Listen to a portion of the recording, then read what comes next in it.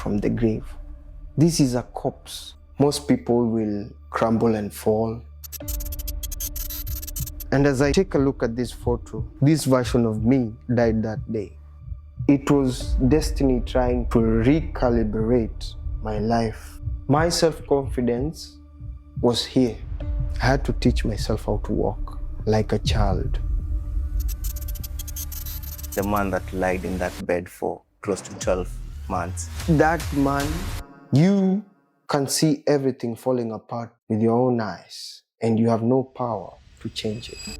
The good thing is you're not dead. This is what was keeping me going. From the ashes, we rise. Every meaningful conversation has 3 participants. The host that asks, the guest that shares, and the unseen person whose life might change because they choose to listen. The third chair belongs to the unseen, and this is the promise. To every person that pulls a chair to listen to the conversation, we promise you your perspective about life will change. So, see you on the other side of the conversation.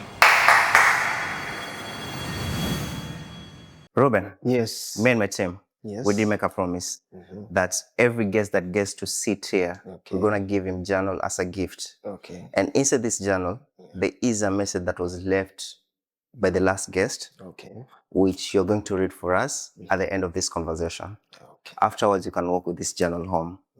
And the fact that I love this is because this message inside here is going to live with you for the rest of your life, as long as you keep this journal. Sounds like a good deal. It's a very good deal. Thank you. Karibu, my brother. You're welcome. So I always try to understand my guests from the context of identity, even before we can dig deeper into the conversation about maybe the business, Kuwait, or anything and everything to who you are today. So make me understand who was the young Ruben growing up between the culture of Kisii and Luya. As I believe in mostly, I normally tell people I'm a child of two worlds. It's a privilege to be born with two different parents from two different tribes, and because you experience two different cultures at the same time. So during my childhood, I say I'd be privileged to go in the western part of Kenya, also to go in the Nyanza part of Kenya. And there's some things that I did learn in my time when I used to visit my mother's place, and then some things that I used to learn when I visit my father's place. So what I experienced as a child, they're the things that have made me who I am today.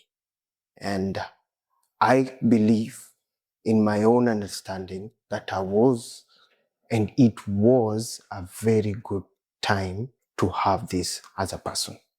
I think God decided that I should not belong to one certain culture, but two cultures, so that I can be able to understand and to be able to explain the things that I have experienced in my life in a different way so that people can be able to understand.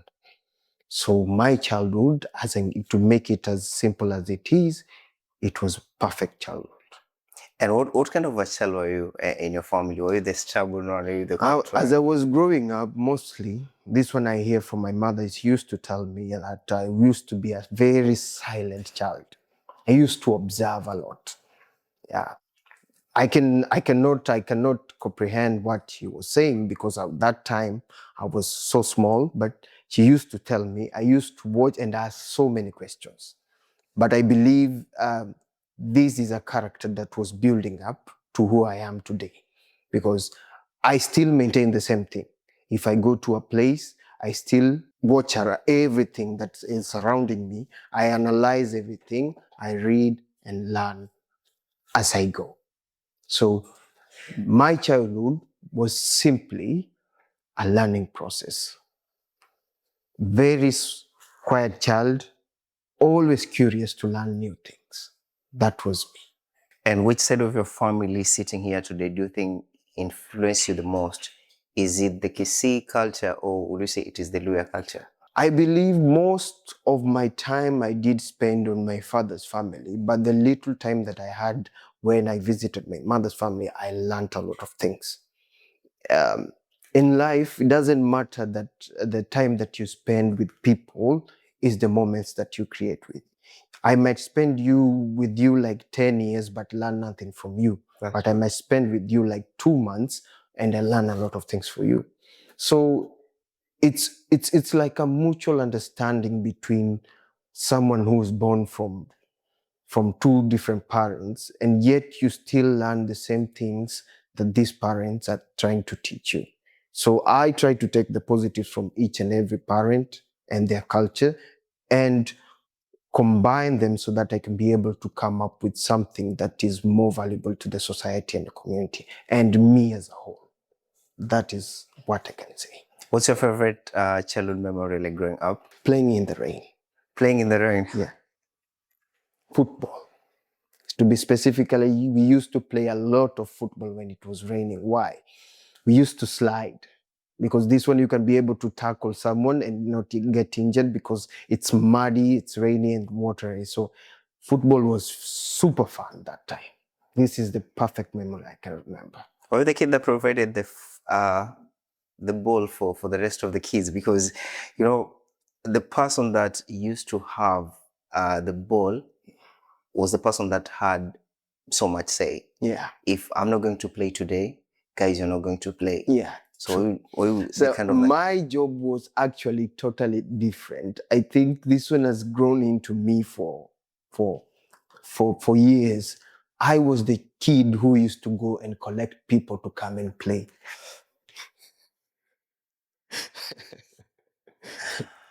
I used to go and knock, and I had to explain to their parents that we have to play. So they were asking me, where are you going with Ruben? So I had to explain to the parents we are going to play football.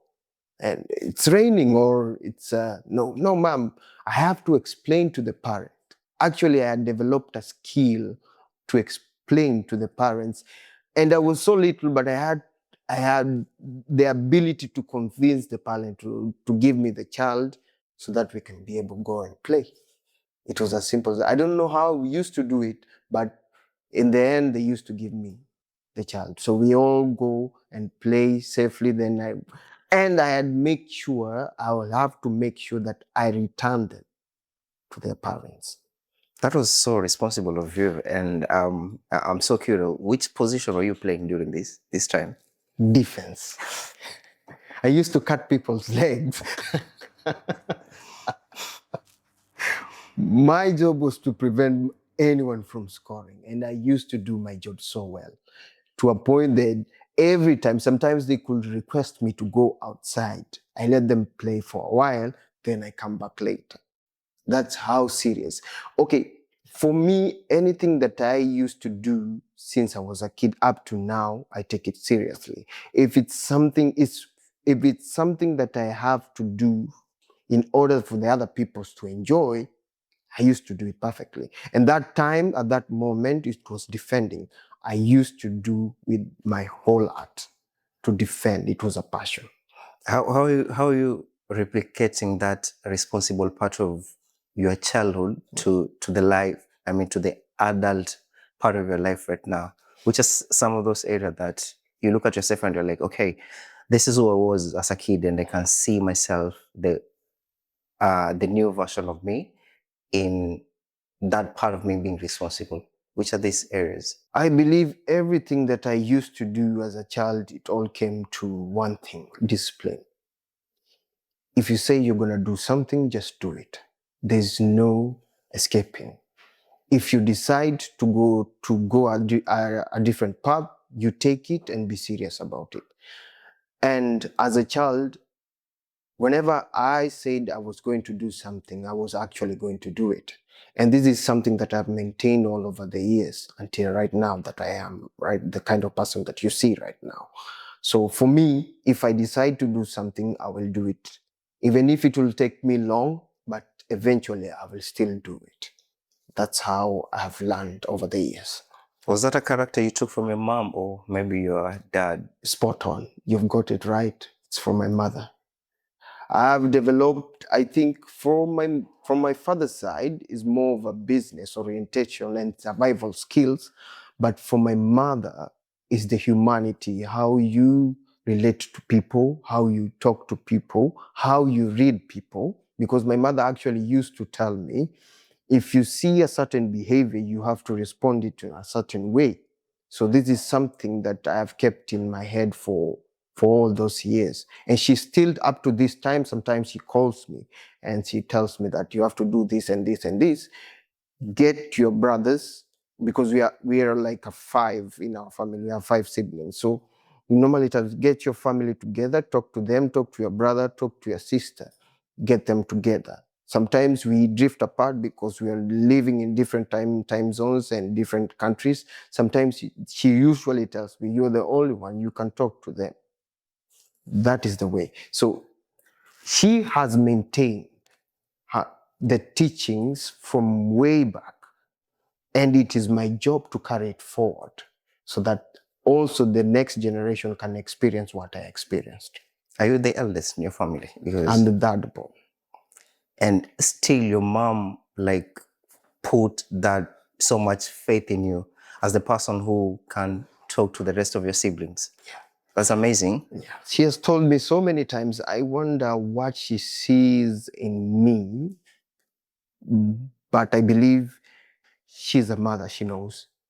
This is something that she cannot explain. I believe it's out of instincts, I don't know, but it is what it is. That's what I can say, because I cannot technically explain it. Is it part of something you planning to maybe ask her in future? Maybe if I get the chance, but probably I wish I can answer.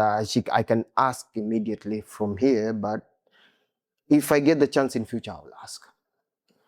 You've actually mentioned the parts of and I mean like it's people don't get to realize such a blessing this is coming from both parents who have like different principle. Like you said, for your dad it's more of like a business aspect, or for your mom is more of like the humanity aspect. Yeah. But in this case I want to dwell in that business aspect.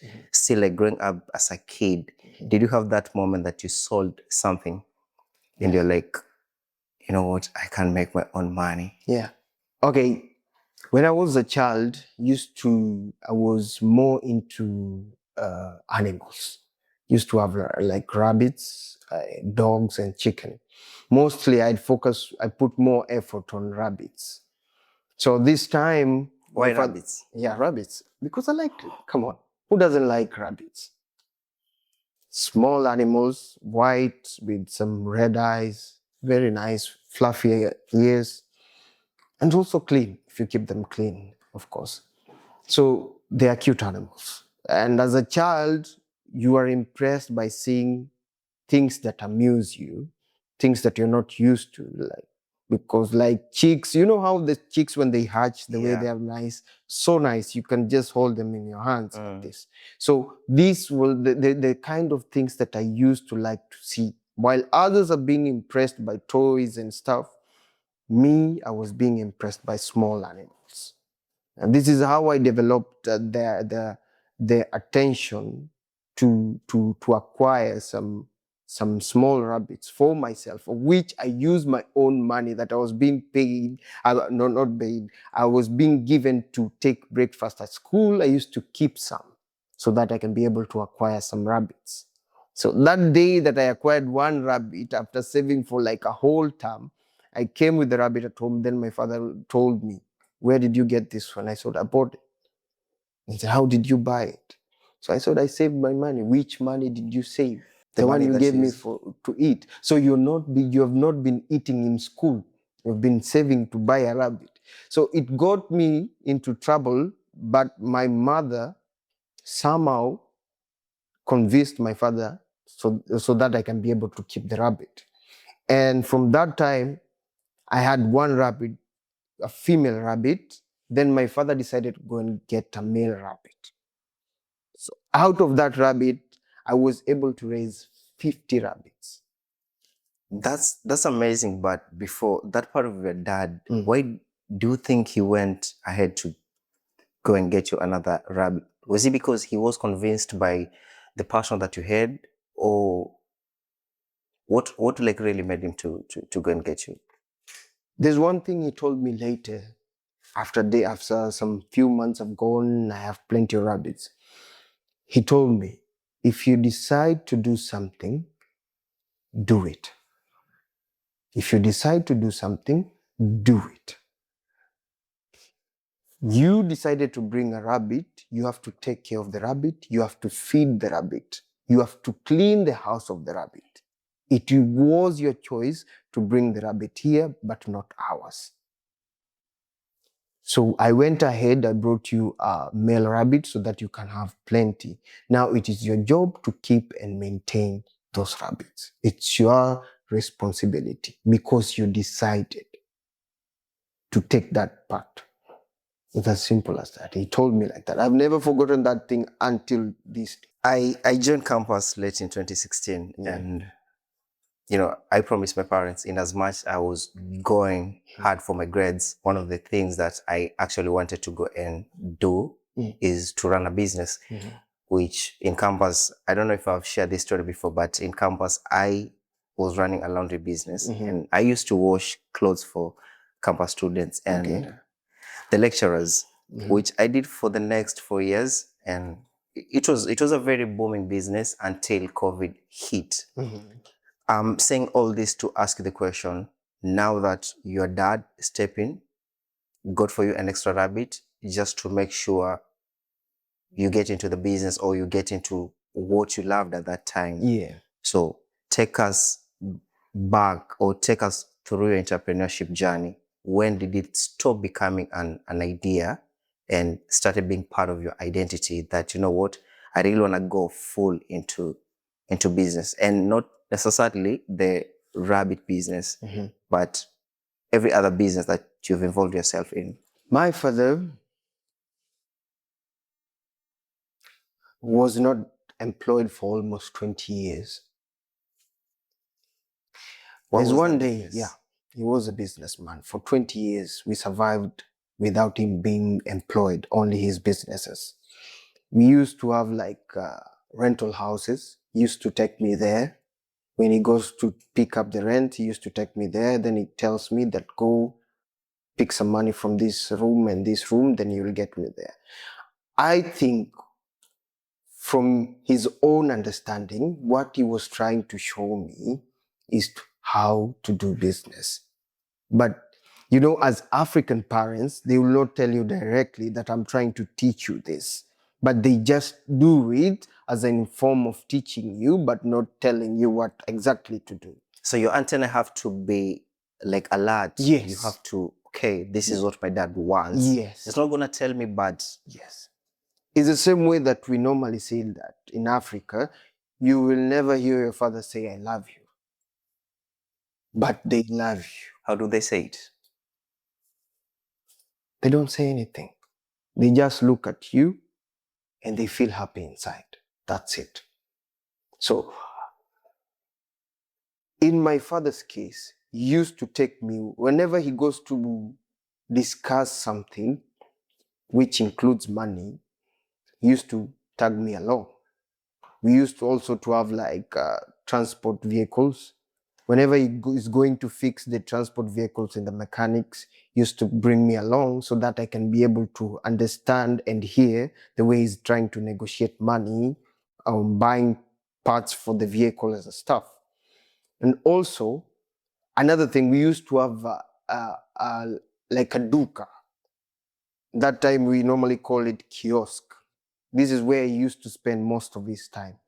Sometimes you're just coming from school, then he tells you don't go home, let's stay here. Then you will watch the way he's selling things. Then he asks you, what is the price of this?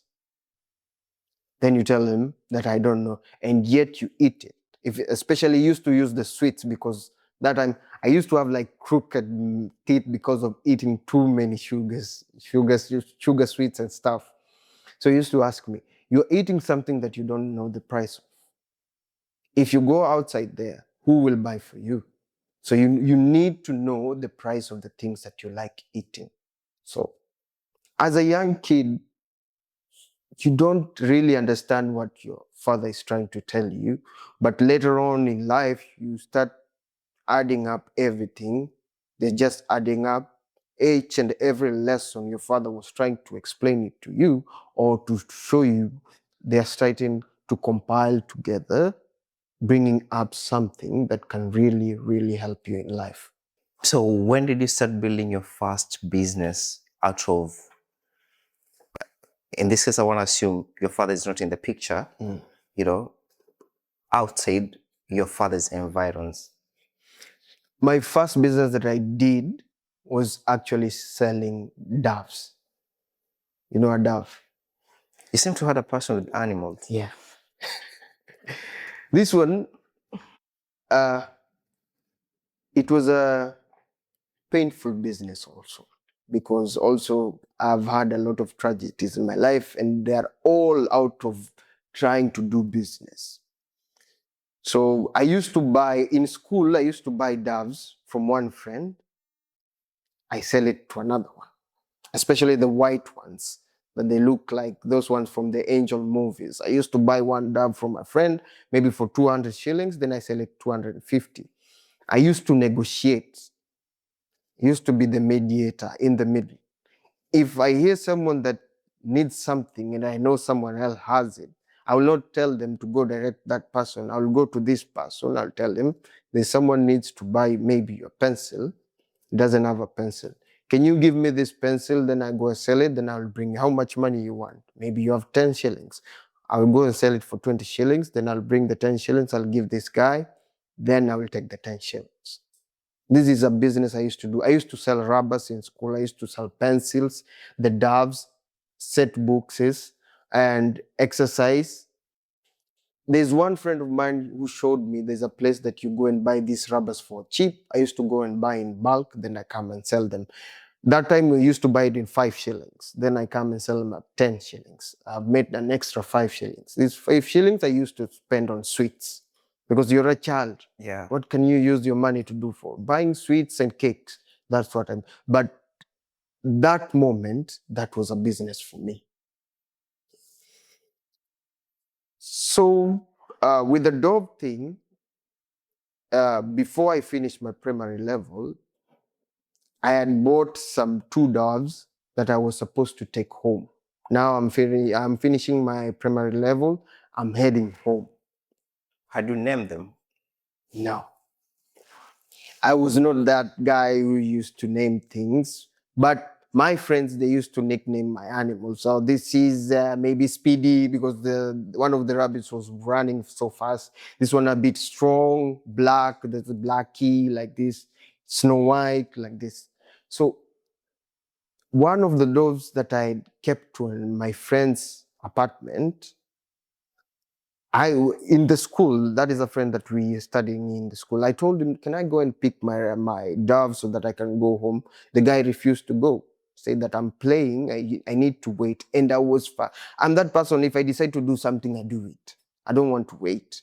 So I decided to go and take that that dove on my own. And it was a bit like you're rearing the doves, you have to keep them up. I think when you've seen them. I've seen it because I also grew up in the area where I had friends Yeah. who were like rearing the rabbits, the doves. It's something that I've seen, and as you're talking, I'm trying to picture all that. Yeah. So there was a tree we used to climb in that my friend's place. We used to climb so that we can be able to access the dove's place. There's a small house we had built. So while I was climbing this tree, remember, I've left my friend at school, and the tree that I'm climbing is at his home, not my home. So if someone else sees me, he might think that I'm stealing the dove, but yeah, that's my dove. It's only that my friend has refused to come with me. And I was in a rush to go home. So I climbed the tree. Unfortunately, the branch breaks and I fall down. And to make even it look more worse, I cut my hand. So I have a mark here. This is in your right hand. Yeah, in my right hand. I have a mark. Yeah, it's very visible. From here to here. So I cut open the whole of this meat.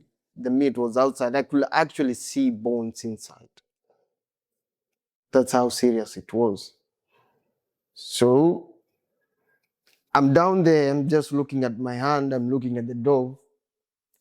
The thoughts I'm still having, to make it even more funny, I have to get my dove.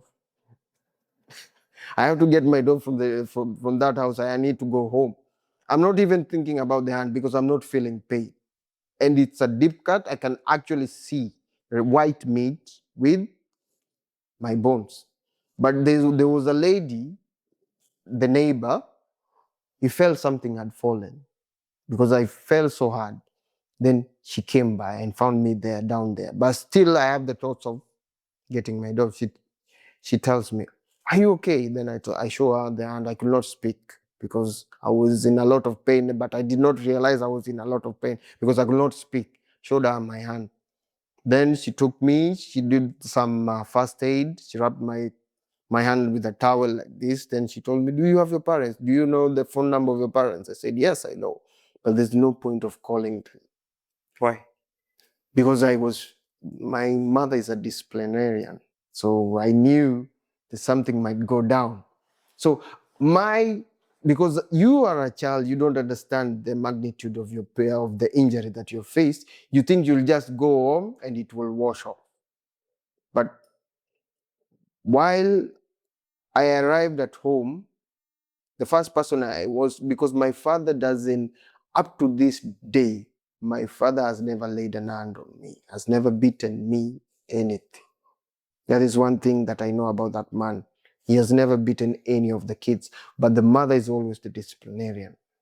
I think sometimes our father, if to say this, as per my experience, they might not give us that physical punishment, but it's how your dad can sit you down, talk to The you. words. The words already, sometimes they're like, it's a punishment. Yeah. So sometimes it's from how they say it, even from their voice. You feel it. You feel, have you had that moment? It's like, guys, your dad is around. Or you just hear your dad from the background speaking. It's like, start to shiver. So I told my father, then my father called a taxi. We went to the hospital and they told me that that guy needs to do an operation on that hand. We need to fix that hand. Also, it needs like some tags. We need to unite the separated parts of the hand. So they had to do so many things that time, and I was in too much pain, was biting. They had to put like clothes inside my mouth because I was biting everything.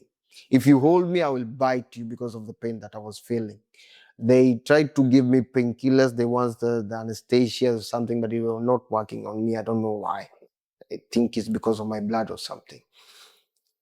So eventually they managed to put it back together. Then I went back home. And remember, the dove is still in my Still up on the friend's tree. Yes. So we had closed school. That was the last day of school. So I had to wait a month. And the following term, we were supposed to do our end of the school exam. That is class 8 now. So I'm reporting to school with an arm that is cut. And I only have like 2 months to do my exam. So my father told me, "See what you're doing to yourself." I said, "Okay." My mother also said, "It's okay.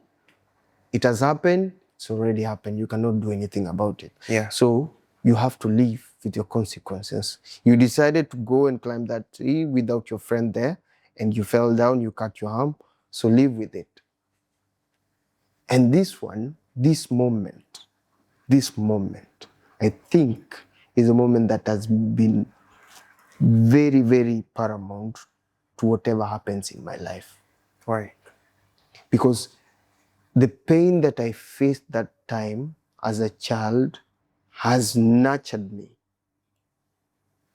to face any pain that is put towards me without fear.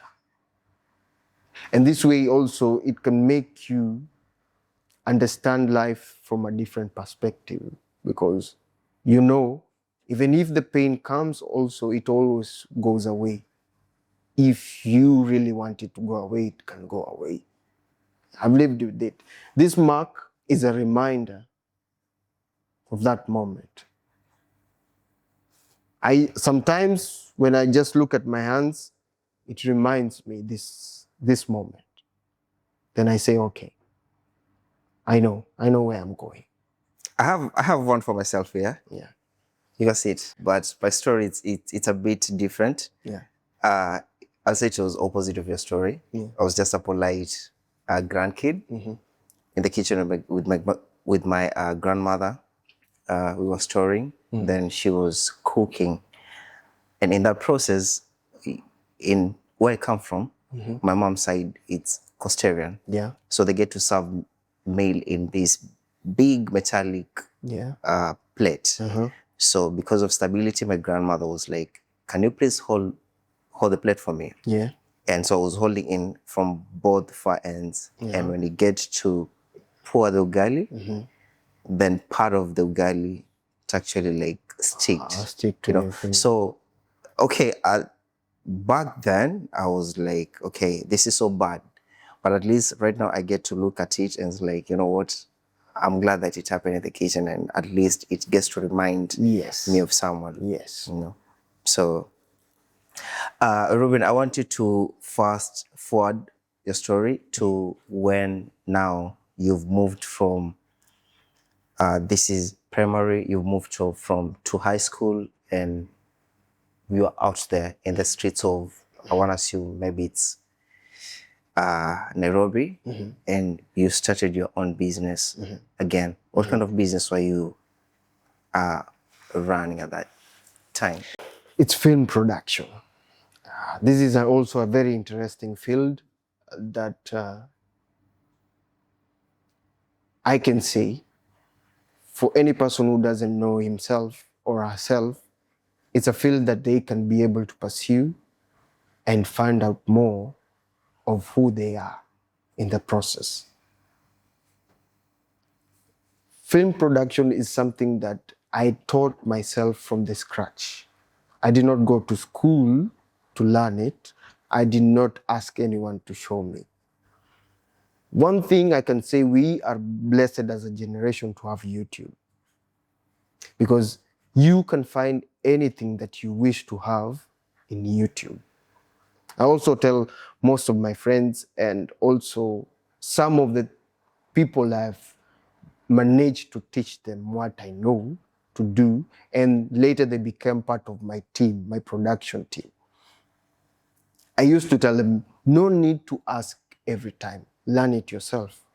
The moment you learn it yourself, then you have difficulty of understanding. That's when you're supposed to ask. But you cannot ask while you don't know what you're asking.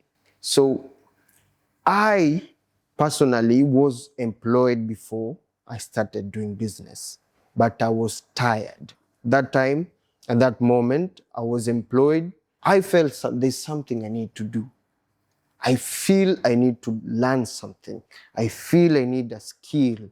In the moment of the frustration and having things moving fast in my head and still having the pressure of going to work every day, while also I'm trying to chase my dreams, I feel like there's something wrong. There's something wrong. And I need to fix it. I'm a guy who consumes a lot of information in a very short period of time. I used to see like 1 hour, 3 hours of videos of YouTube explaining film production and photography, videography. Say, I can do this. Why not? But the first thing I remember is Jared Paulin. There's a YouTuber, he's been in YouTube for almost 20 years. It's called Jared Paulin. Normally, if you watch his videos, he wears a shirt called written RAW, RAW, RAW. He shoots RAW, like shooting clips on RAW, so that he can be able to edit them. He said the first thing that you have to do if you want to venture into film production, get yourself a camera. Don't start learning while you don't have the camera. get yourself the camera. So I had saved some little money from the job in a circle. Then I decided, let's say, it's time to get this money.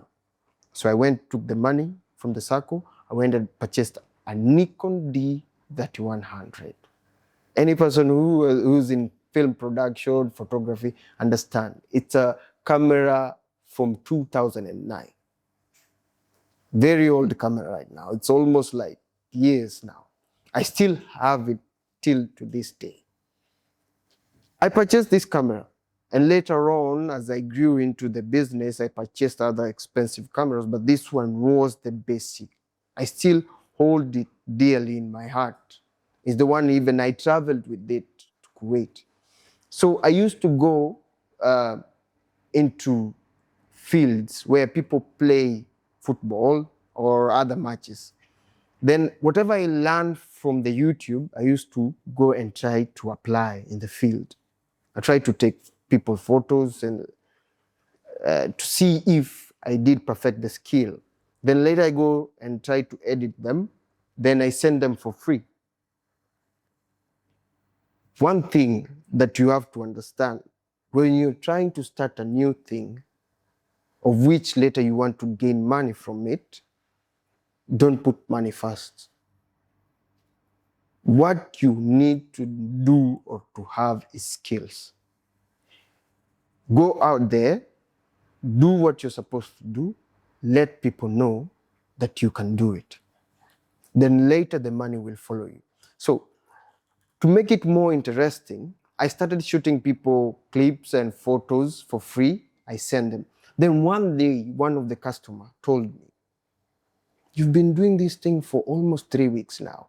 You're giving us free photos, free videos for nothing.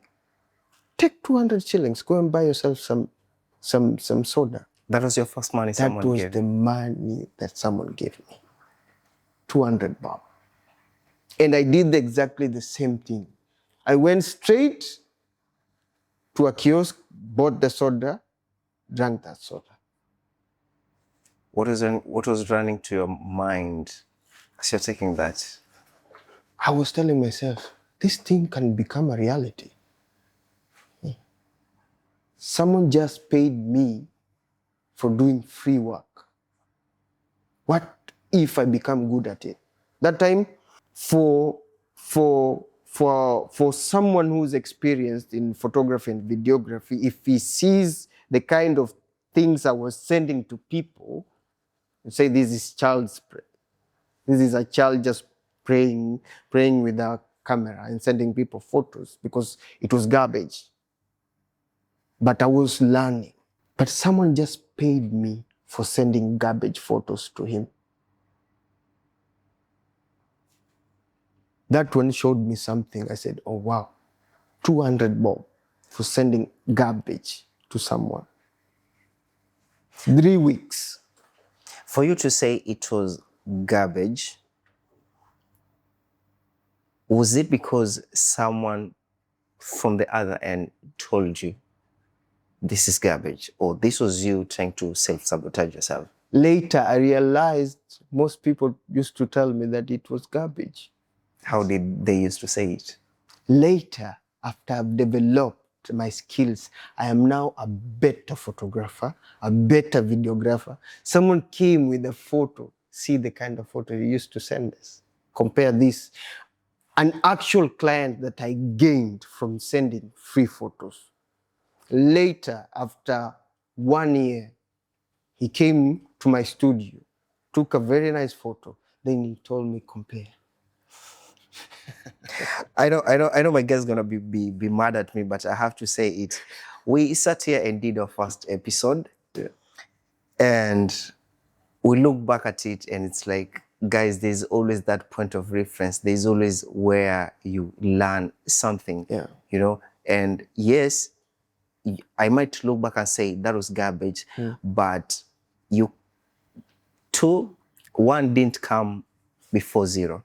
It started with 0, then it went to 1, it went to 2. And I think that is something sometimes you are blind about the process. we are so obsessed with the product, we're so obsessed with the final results, but you can never jump. You know, you have like to take the stairs for you to get to where you are. I'm saying all this because for the person it was garbage, but for you, did you feel the same, or was it like, you know what, this was my journey, I'm so grateful that I did this because out of it I was able to learn? Yeah, you know, the funny thing is we both laughed. And she was actually a lady. She told me, what we saw with you is that you're relentless. As much as you're sending these photos to us, you kept going each and every week for 3 weeks continuous before I got my first payout. Then I believe that garbage photo that was actually good that time, I'm saying it like this because for someone who's starting something, whenever you start something, you will be bad at it. Very true. Bad at it. Very true. You will never, you produce something, you say, what is this? So I'm trying to picture it as garbage so that people do understand how it feels to start something from scratch. Yeah, it's very hard. You'll face a lot of criticism. But the resilience and the determination that you keep along the way is what determines who you will be in a few years' time. Yes, that's what I can say. So I learned in the process that people do see your potential, but mostly they don't tell you. They just want to see, can you live up to your expectations? They do see the way you're determined. Some others feel like the guy who gave me 200 shillings, they feel like they need to reward that determination immediately before you lose it. But some others, they will just decide to stay back and let you be and watch you from far. If you're a weak person, sometimes after some few trials and errors, you might give up. But if you decide to do it, trials, errors, eventually, one day it will click. And that moment when you look back, you say, it was worth it. And one day it actually clicked for you. Yeah. Take us to the moment you had your first gig. I was sleeping in my bed. Just a random day, Sunday morning. Sleeping on my bed. Get a call, unknown number, I don't know. Then I picked my call. Hello, hi, how are you? You're Ruben, yeah? You're a photographer and a videographer, also do films, yeah? Yes. I am Vero from Nigeria. But actually, I'm a Kenyan, but living in Nigeria. She's calling me direct from Nigeria. She's telling me, I have a wedding. A friend of mine just recommended you. This is my first wedding. Before that, I used to go to other photographers as a helper. Maybe there's a big photographer, he needs a helper. Maybe a second videographer, a second photographer, but there is a main one. So I used to act like the second one. So this one, they used to give me experiences. I used to take like the photos that I took there, I used to go and edit them, then I post on my page or I post on my status. So in the process of posting these things, and I'm also trying to collect clients as I'm going by, I collected one of the clients who later referred me to the client in Nigeria.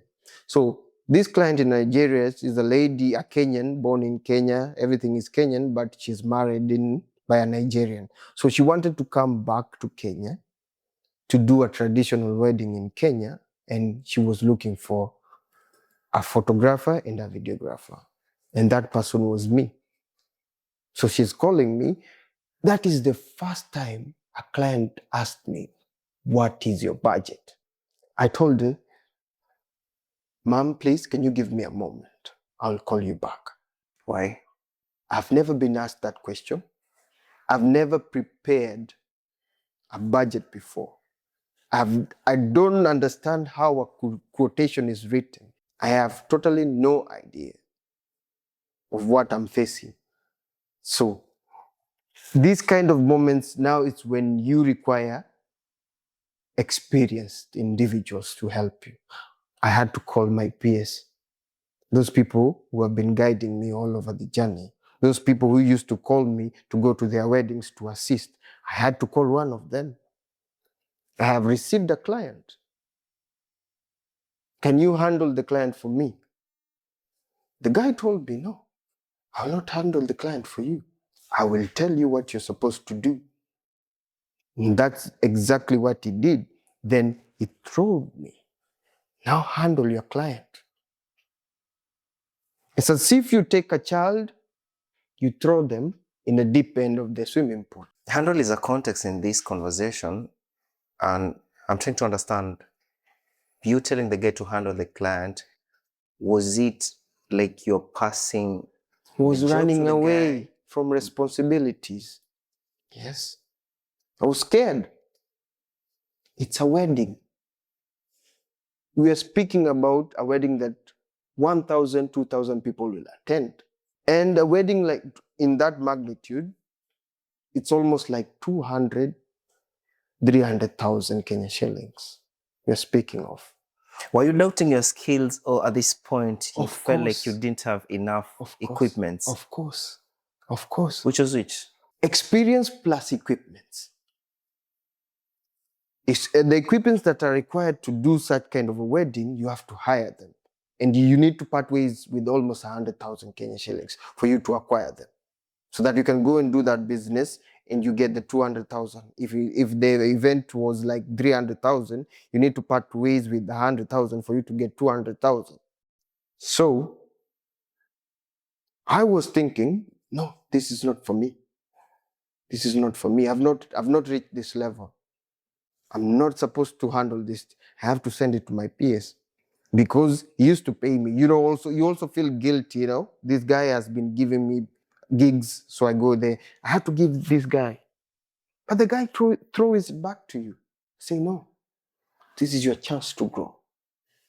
And he actually throws direct to my face.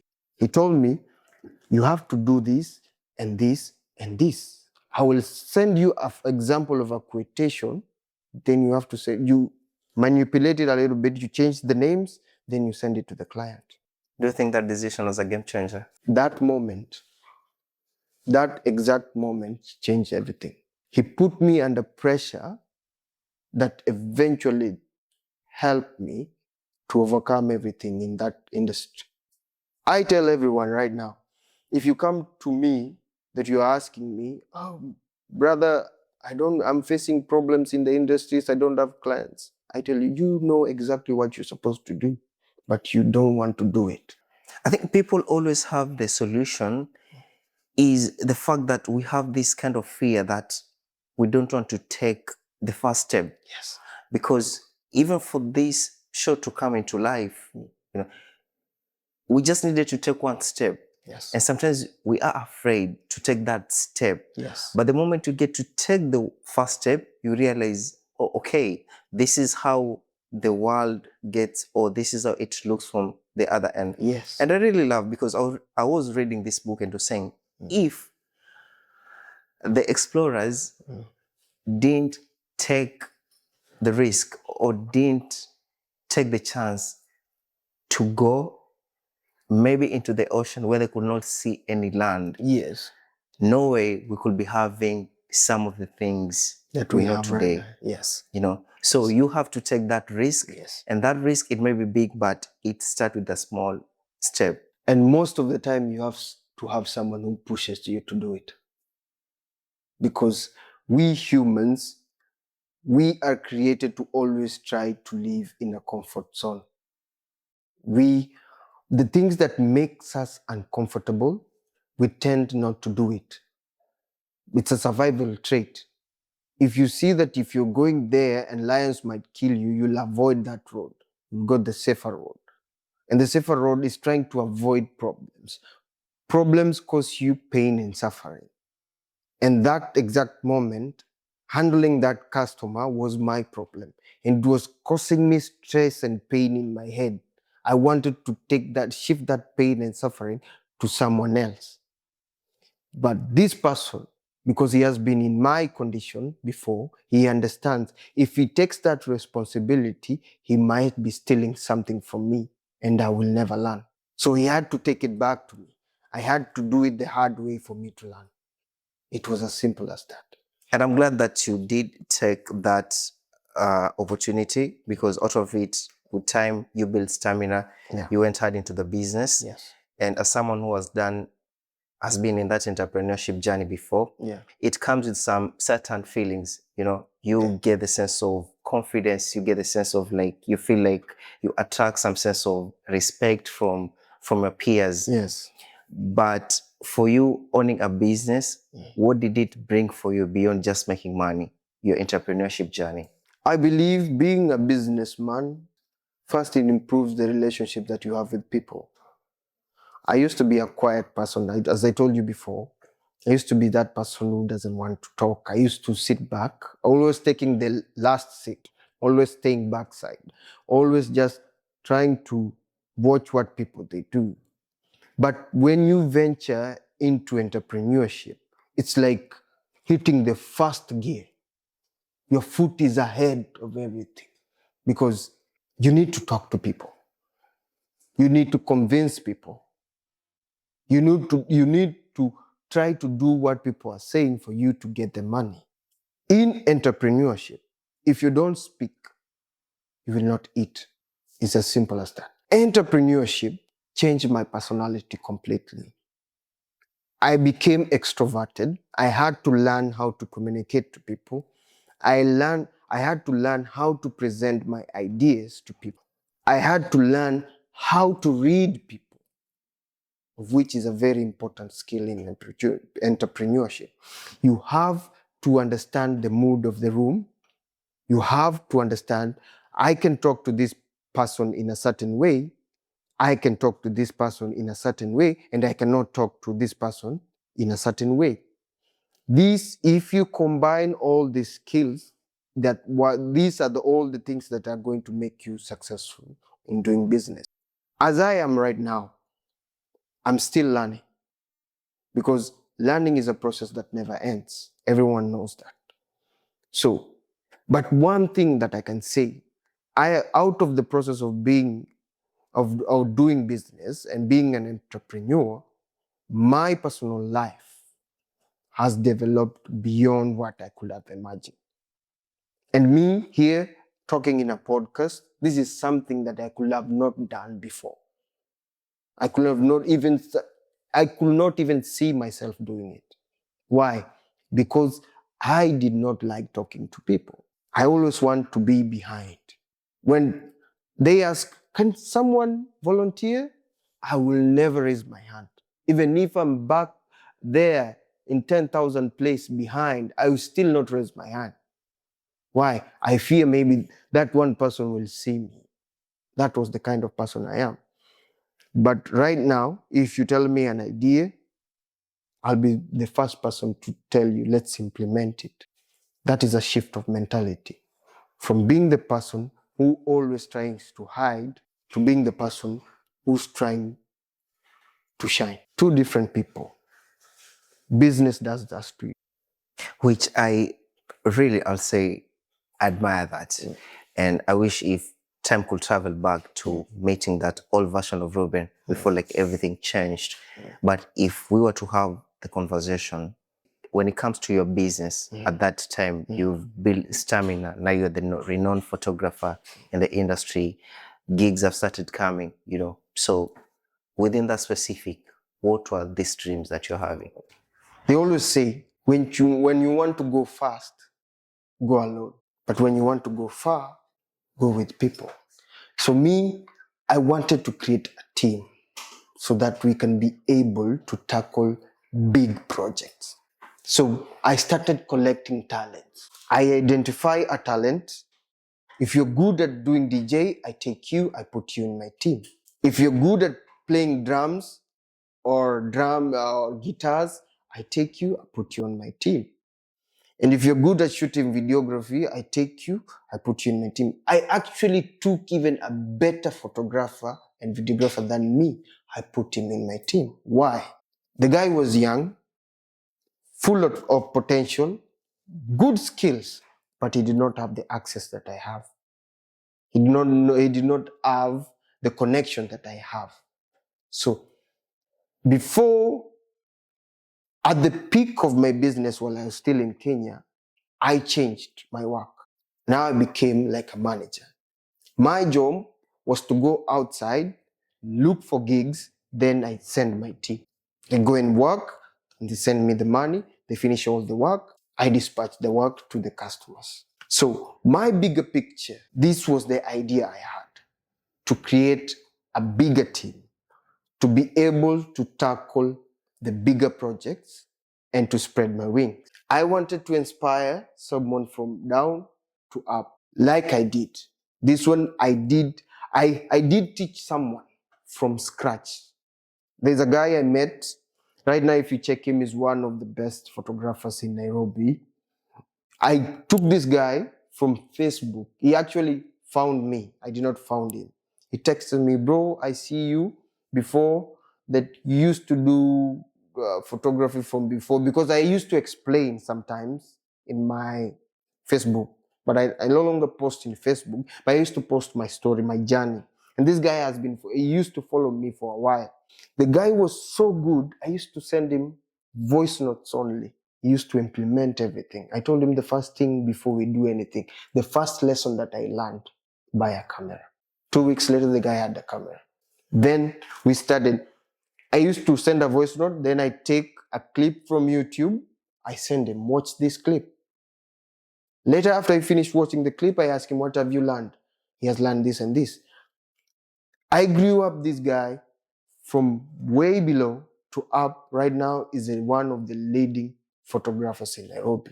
These are the kinds of things that makes me feel so good when I think of it. And in the big picture, having people who are focusing on the same thing, living a life full of inspiration and helping each other, that was my end game. That's what I wanted. And I feel I did manage to do that before I went abroad. Ruben, Yeah. you really was one guy who had bigger dreams. Yeah. April 24th, 2004, everything you had built collapsed. Take me to the moment when everything changed. What actually happened? This day, Safari Park Hotel, we had a big wedding, me and my friends. A wedding that I was managing. As I told you, I had a team. My friends, who are my workmates, I was managing them. Big paycheck, very good day, fantastic job we did. We delivered everything. Then 3 days later, after this specific day, I got a road accident. Tragedy hit. Fire in paradise. For most people, it will have marked the end of their story or the end of their journey. But for me, it was a different case. We had to start over again. What do you remember about that accident? Coming from Mirema, heading home after a busy day, I was driving a motorcycle. So, as you all know, driving a motorcycle is always dangerous along the road, with motorists always trying to assume that you're not there. Unfortunately, got hit by a matatu, a public service vehicle, and I broke my ankle. In the field of film production, having able legs to move from one point to another is very important. And yet that thing that is important to you as a film production manager, someone removes it from you. Most people will crumble and fall and forget who they are. But for my case, it was a learning curve.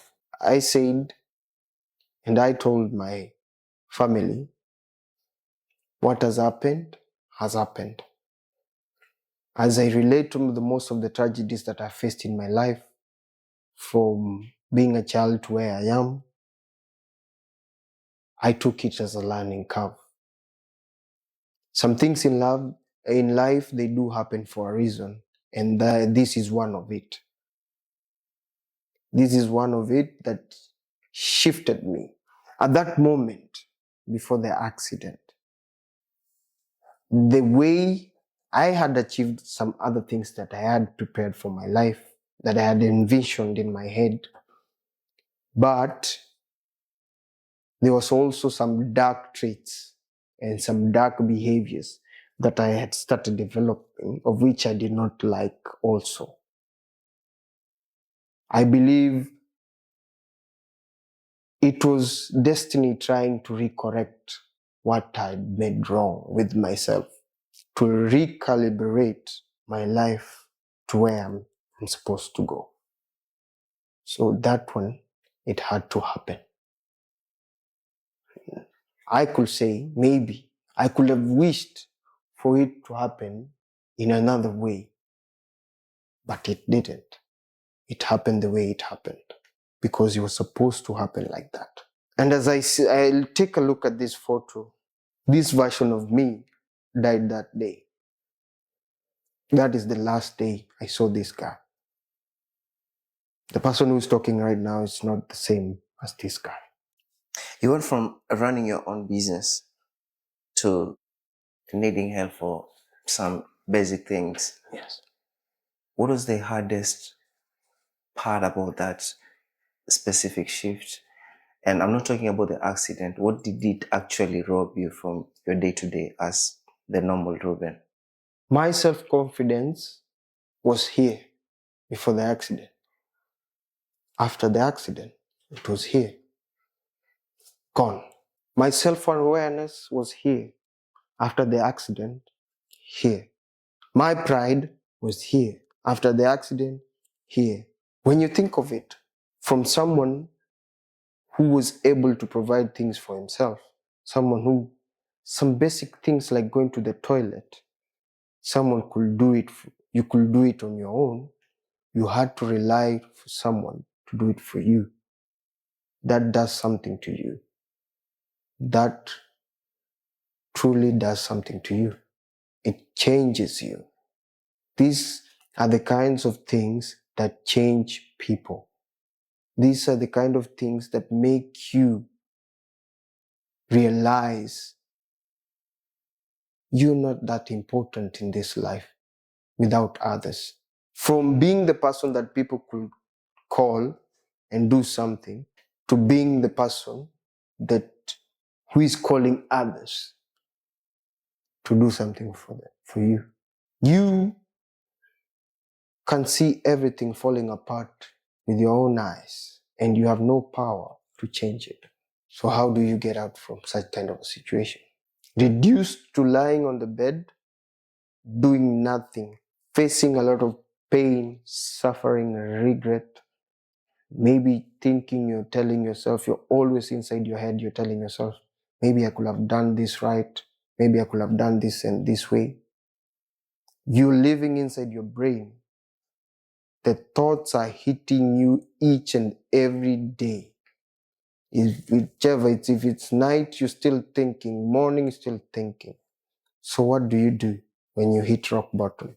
There's only one thing you can do. It's go up again. When you hit rock bottom, only one way you can do it is go up. You have to start from zero again. I had to teach myself how to walk like a child. You have to be assisted to walk one step at a time for 9 months, adding up to 1 year. You have to learn how to walk. 9 months of bedridden. Yes. I don't think most people can picture that. And you're saying there are things you could not like do for yourself. How is losing your independence like do to a man emotional? Job of a man is to provide. Job of man is to do the hard things for the easy of others. And when you're getting reduced to someone who stays on bed the whole day and night, you become useless. Useless to the society, useless to your family members, useless to your friends. This one needs some strength to move out from. Most people do fail. Most people do decide to stick there and stay there for the rest of their lives. What kept you going? The discipline that I developed from the past. And there's also, I have 2 friends to this day. They used to visit. Only 2 friends out of many. They used to visit. Sometimes they bring fruits. Sometimes they don't bring anything. They just come to see me. Then close family. My father. My father used to tell me, my son, this has happened. Don't beat you around. Don't beat yourselves too much. It's already happened. People do walk. You will walk again.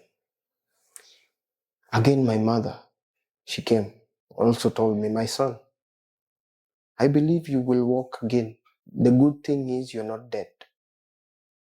The only person who can say that everything is finished is a dead person. But as long as you're breathing, you still have hope. That moment changed everything. So these words from my father and my mother, if you combine them, and I also saw my 2 friends always coming up, my brothers and my sisters, they were enough. This is what was keeping me going. And also getting calls from my clients. Did they know what had happened at this time?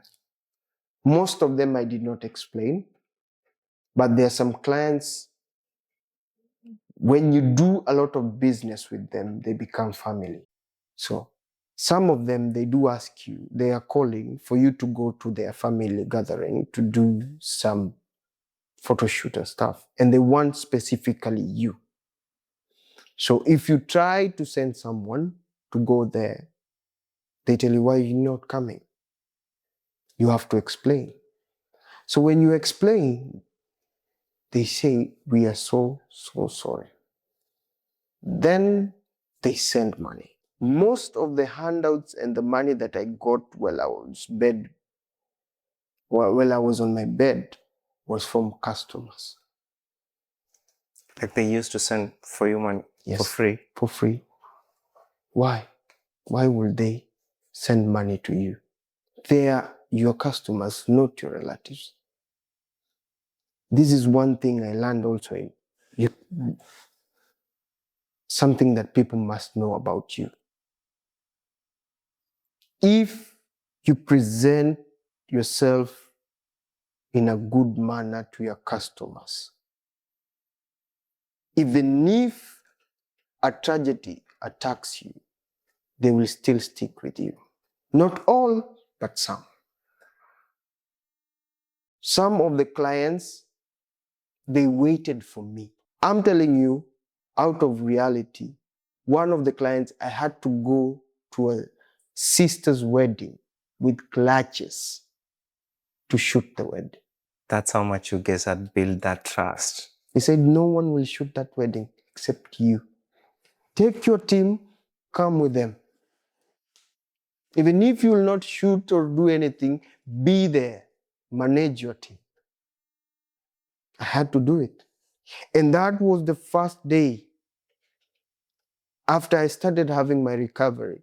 That was the first time I went far, like 30 kilometers away from home. to do a shoot, to film a wedding. My mother is asking me, you having clutches, but you're still going on. I said, I can walk. I can walk. I can stand for like 5 minutes. I can sit. I can stand for 5 minutes. I give command to my co-workers. Then I go back and sit. That's what the client wants. And when the client saw me, I had arrived with my team. The client was so happy. And she told me, there are not so many people who can actually do this. She said, we see your leg.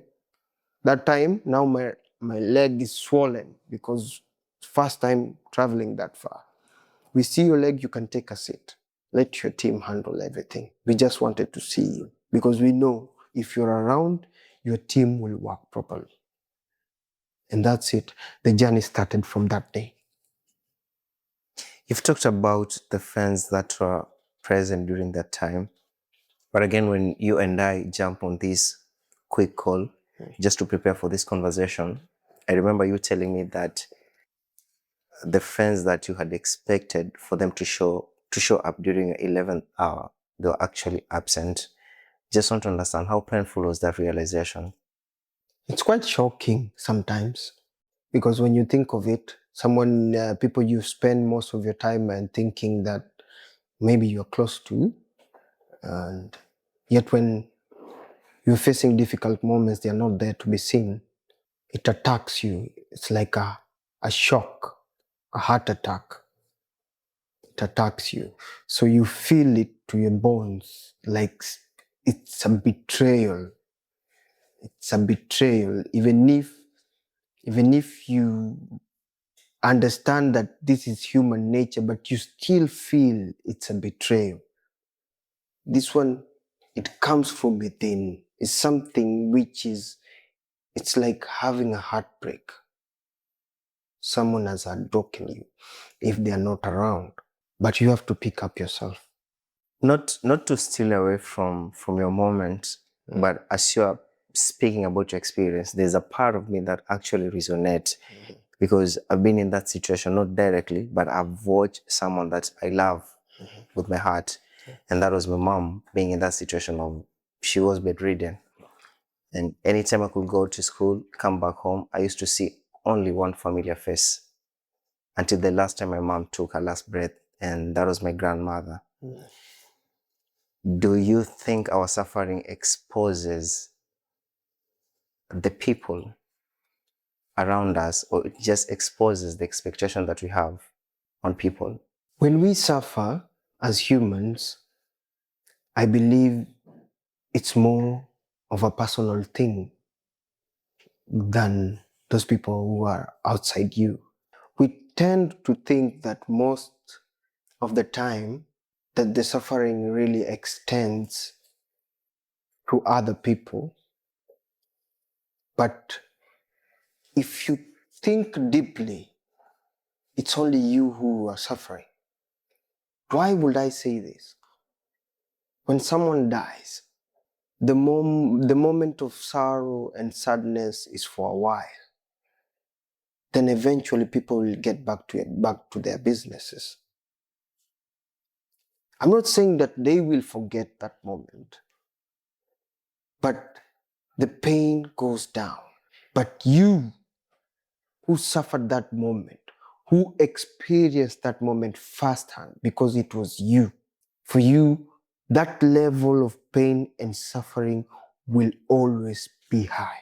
So it is your job as a person for you to find a way to work around it, to continue existing in society without allowing your pain to cause other people's problems.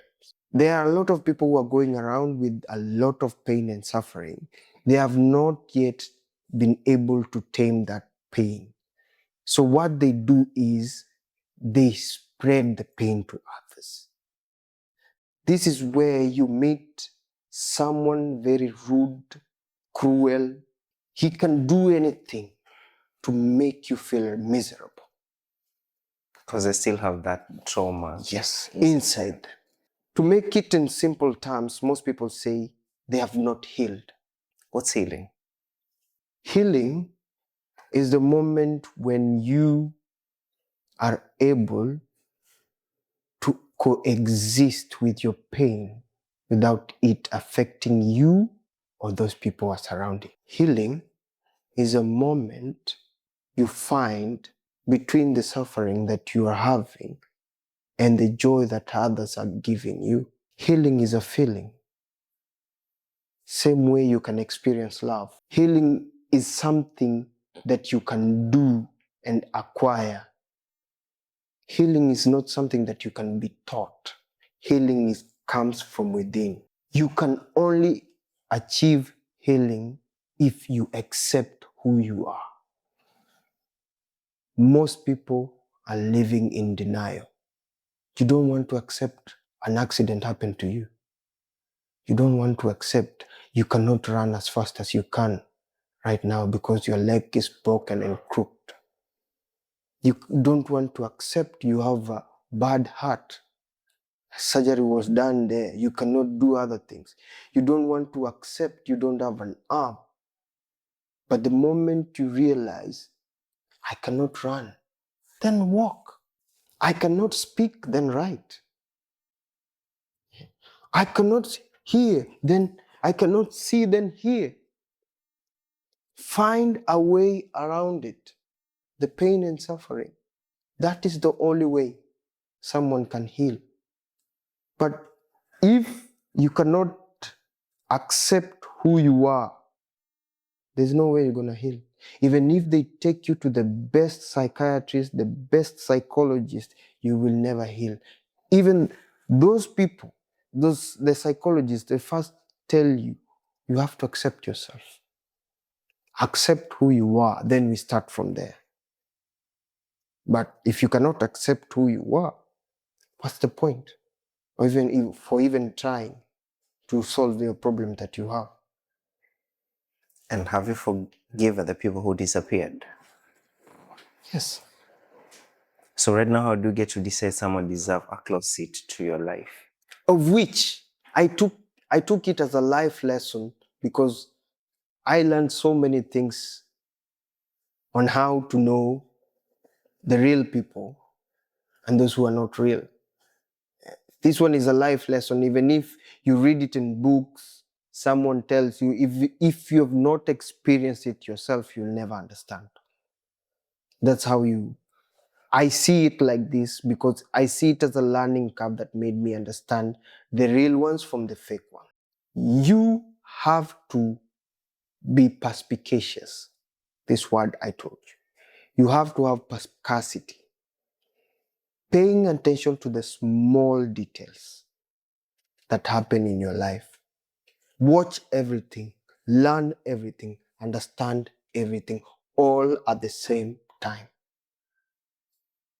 Even if an ant passes across you, you have to notice the ant has passed. This is how vigilant you have to become for you to understand how things are in your life. And for you right now, after the process, you've gone the process of healing, you are in a better position. How do you get to decide someone now deserves a close seat to your life? How do you do that? Because in that process, what you went through, it enabled you to filter who true were your friends and who really were there for the ride. I believe the level of awareness, self-awareness that I have achieved at the moment, I've separated from myself from attachments.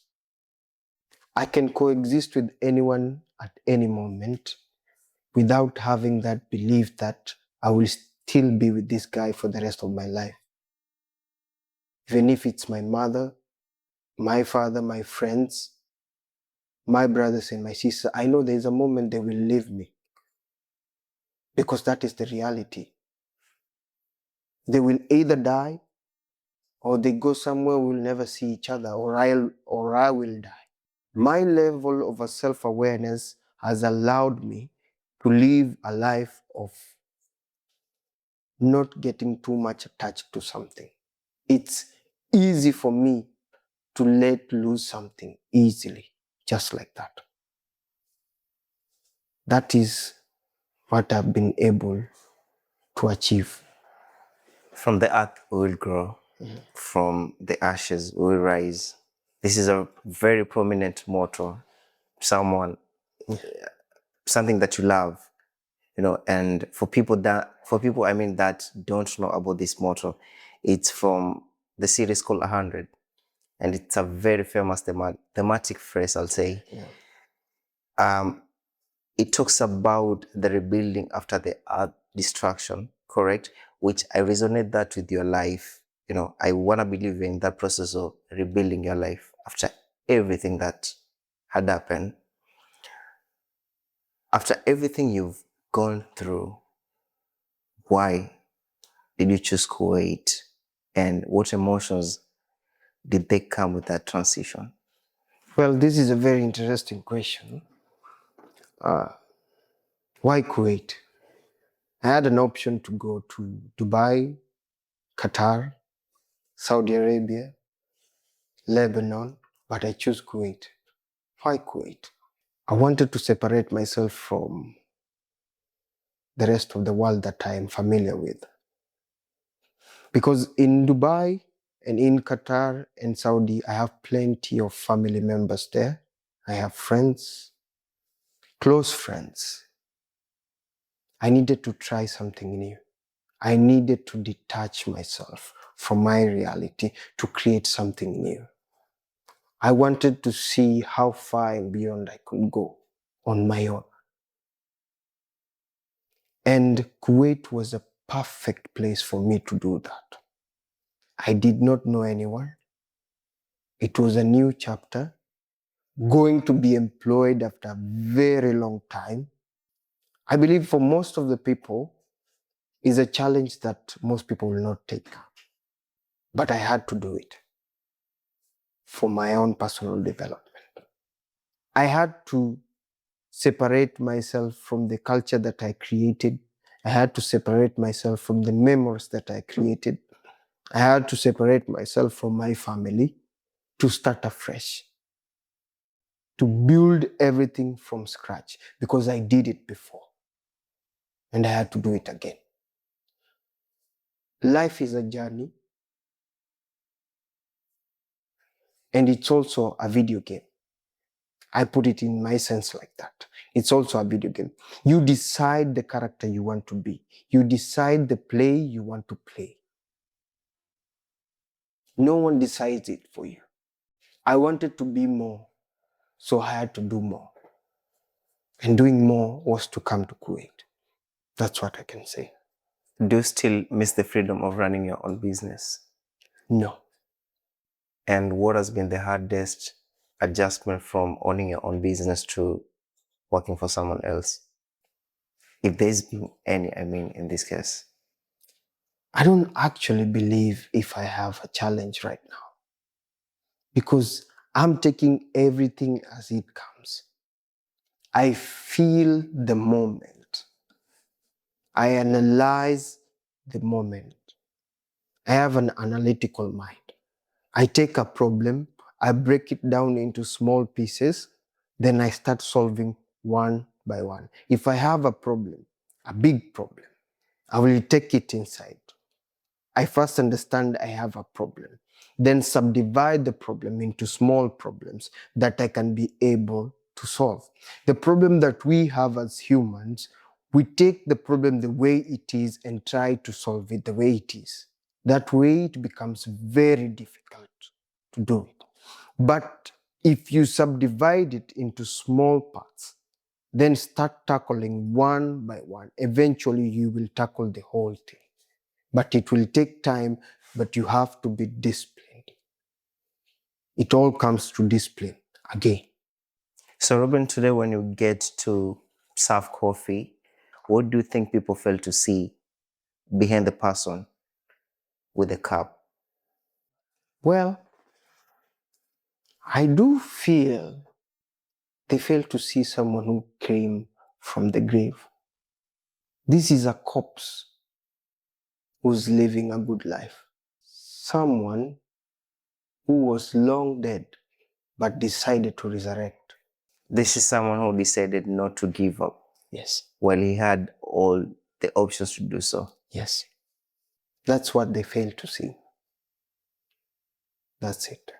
I must say it has been an honor to have you around. And as we wrap up, I want to ask this question. Which version of you right now are you proud of? Every part of it. Every version of me right now, I'm proud of it. Including the man that lied in that bed for close to 12 months. That man made me who I am today. If someone was to give you a business tomorrow, will you take it? Of course, I have the skills to do it. Yes. It's not that I have forgotten the person who I was, I'm still that person. But at the moment, I'm trying to figure out something new.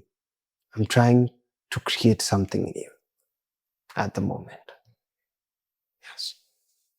And if you're to take yourself back and sit beside that man lying on that hospital bed for 12 months, what will be the exact words you'll tell the person?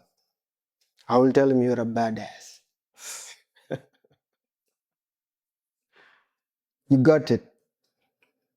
You got it. Don't give up. Just do what you have to do. You will arrive to your destination. That's what I will say. That's your camera there. And I know there's someone watching this right now who probably is on the verge of giving up. Maybe the person think their life has paused, or the person feel abandoned. What is the message for them before they wake up and try again tomorrow? I will tell you, you there, maybe you are seated on your sofa, or maybe you're in a shitty job that you don't like, or maybe you're just having a really bad day. Life is like a box of chocolate. You never know what you get. And for the things that come to your life are things that are coming to show you where you're going. So handle every difficulty with care and understanding. Put your chin up, be strong, and never fail to make proud of yourself. Go out there, face the demons, conquer them, and achieve your dreams that you had set for yourself. Nothing is too hard. It only takes time for you to arrive in your destination. But one of the most things that you have to do is to make sure, no matter what happens along the way, you finally arrive in the destination that you had set for yourself. Be strong. And I will leave you with a quote that I normally tell myself. From the ashes, we rise. Even if you're burnt completely, nothing to see your ash, someone still take the ash and molds it into something. Be strong. I love that. Can I have my chair? Now, our show is called The Third Chair. Yeah.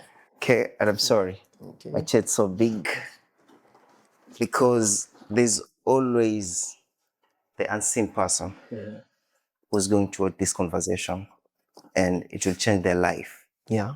If you're to invite someone who was present throughout during a recovery, who will you invite to sit on this chair? My ex-girlfriend.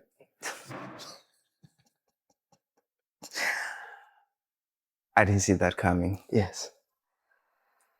Ruben, I want to say thank you. It's really been an honor to have you around, Yeah. you know, and I think this is our second time having one-on-one conversation. Yes. The very first time I had it, we were on a taxi. Yeah.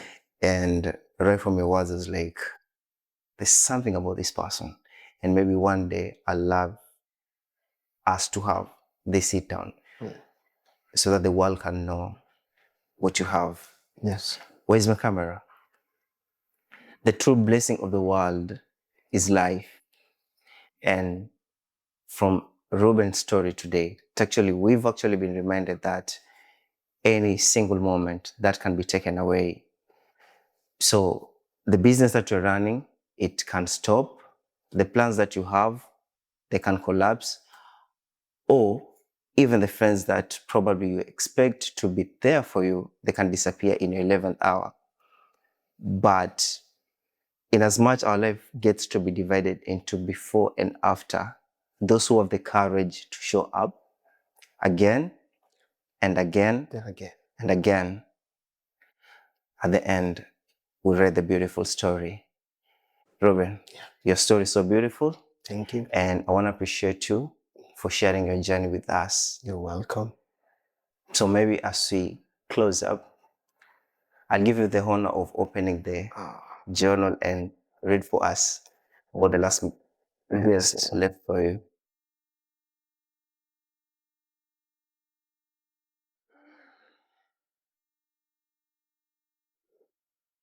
I always make out this one. I have a privilege to read some beautiful words here. It goes by like this. Let your desire for success be stronger than your fear of failure. Success is on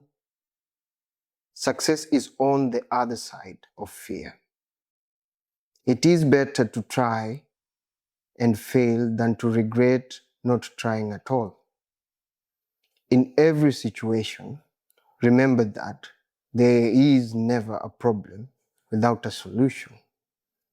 Sometimes you just need to face and have a pause and relax, then inspiration will come. Mirabel. Wow. Ruben, thank you so much. You're welcome. You send this for the next guest.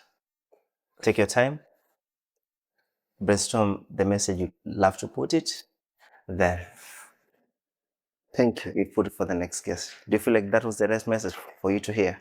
Of course. There's nothing more than to hear inspirational words from someone that you don't know. And probably you'll never meet. Yes. Asante sana. You're correct.